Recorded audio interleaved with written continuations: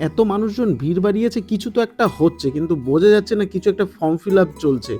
আরে বাপরে, কত লোকজন এখানে! রাস্তায় যেদিকেই যাচ্ছি সেদিকেই দেখি কেউ না কেউ কিছু না কিছু করছে, আর এত ক্রাউড বুঝতে পারছি না। আরে এ তো আমার বন্ধু বাবান। আরে বাবান, কেমন আছিস? ভালো আছি। এ ভাই, এখানে এত লাইন কিসের? কি হচ্ছে এখানে? তুই জানিস না না। এখানে যুবজাতি ফর্ম ফিল আপ হচ্ছে। রাজ্য সরকার 21 থেকে 40 বছর বয়স পর্যন্ত বেকারদের জন্য এই 1,500 টাকা করে প্রকল্প নিয়ে এসেছে। এটাই হচ্ছে যুবসাথী। আরে আমরা ছেলেরাও নাকি 1,500 টাকা করে পাবো? কিন্তু 1,500 টাকায় কি হবে ভাই? আজকালকার দিনে 1,500 টাকা অনেক কিছু হয়।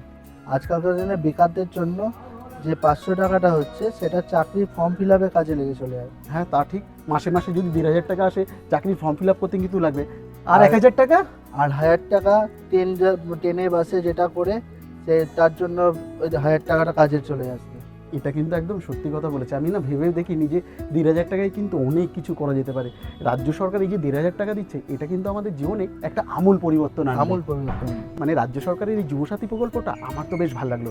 আপনাদের কেমন লাগলো অবশ্যই জানাবেন। চলুন দেখা হচ্ছে আরেকটা নতুন কোথাও, নতুন কোনো ভিডিওতে।